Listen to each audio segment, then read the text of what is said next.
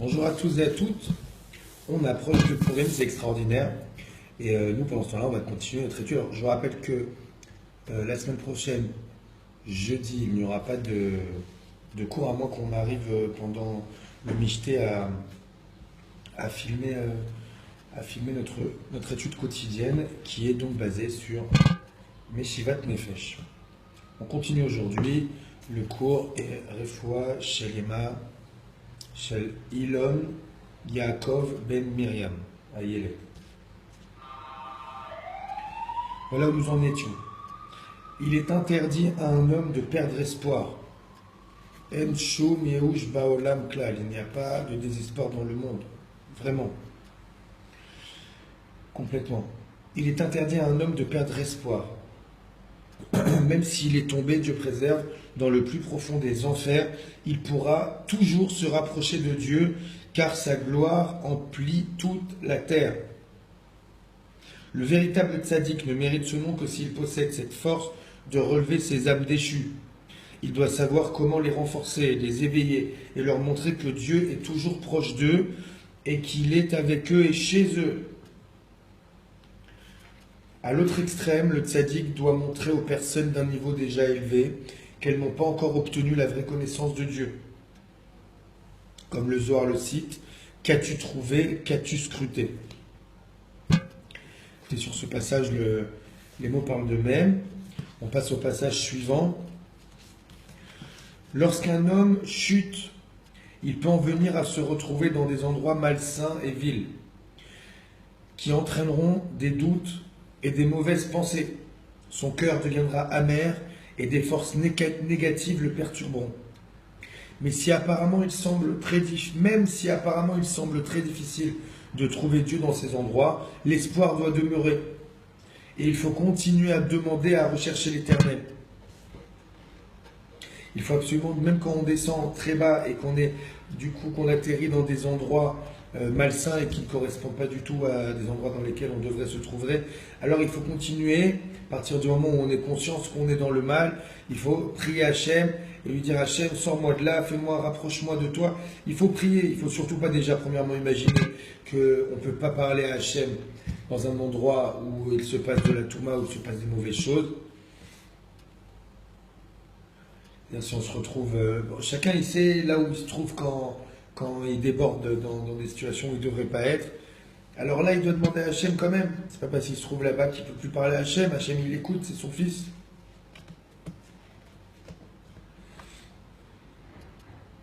Si tu appelles ton papa de prison, alors il te parlera. C'est ton père, il t'aime.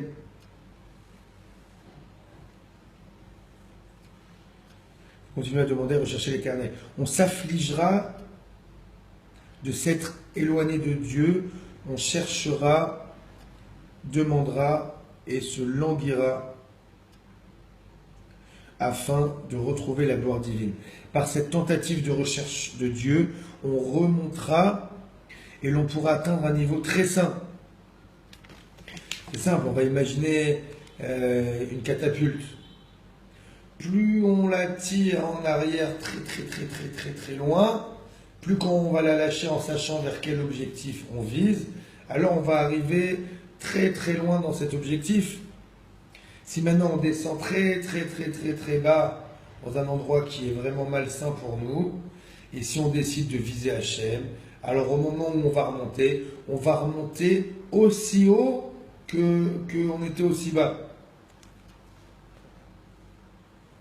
Ceci est l'essence même de la tchouva qui consiste à demander et à chercher la gloire de Dieu. Il faut qu'on garde notre ratson. Et même si ce n'est pas le lendemain, c'est-à-dire même si voilà, aujourd'hui on se retrouve dans un mauvais matzav, une mauvaise situation, on dit Hachem, sors-moi de là, et que le lendemain on y est toujours, on doit continuer à demander à Hachem jusqu'à ce qu'on arrive à obtenir sa miséricorde, à obtenir sa clémence, et on arrivera là où on a demandé, peut-être même plus encore.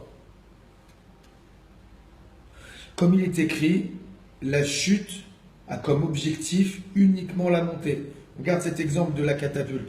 Plus on tombe, plus on va remonter très haut, puisque de toute manière, apparemment, si on en comprend le mécanisme, ça serait le seul moyen de monter à des paliers supérieurs, c'est de tomber d'abord dans des dans des endroits bas et difficiles à supporter.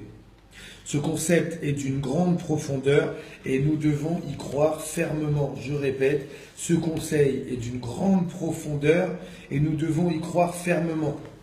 Bon, il faut qu'on s'accroche à ça, Bezrat Hashem, qu'on puisse avancer dans notre teshuva et qu'on puisse passer un excellent Purim à Deloyada. À Deloyada, c'est pas de boire jusqu'à plus rien comprendre, et de dire n'importe quoi, de dire des choses pas belles, de dire, d'ailleurs, celui qui sait qui va boire et qui va faire du mal, ou qui va être violent, ou qui va avoir des mauvaises pensées, ou qui va avoir des envies de débauche, celui qui sait ça, alors il ne doit même pas boire. Ça, c'est écrit dans le Shulchan Arour. Maintenant, tous les avis, la plupart des avis, même Rav Ovadia Yosef, ils te disent que celui qui boit Deloyada, c'est quoi? C'est celui qui boit jusqu'à ce qu'il s'endorme, parce que quand il s'endort, il ne sait plus rien. Il rentre dans une phase de sommeil où il ne sait plus qui est qui, il ne sait plus où il est, il ne sait plus rien. Et ça, c'est bien. Ça, c'est une bonne chose. Maintenant, si dans votre michté, vous arrivez à avoir de la kedusha, que ça reste un michté où on parle de Torah, où on parle des tzadikim, où on parle de Rabbeinu, alors Bezrat Hashem, vous vivrez un Adeloyada jusqu'à ce qu'on puisse comprendre que le bien et le mal, c'est la même chose, et qu'à l'origine de ce monde, ce qui descend sur terre, à l'origine, c'est du bien, et qu'en descendant, ça se sépare en mal et en bien, et c'est ici ce que nous vivons, du mal et du bien, mais à l'origine, tout est bien, et Hachem, il est Kulotov dans sa création, et dans ce qu'il veut faire de nous. Je vous aime, je vous souhaite une bonne journée, et Nanar, Nachma, Nachman Neumann.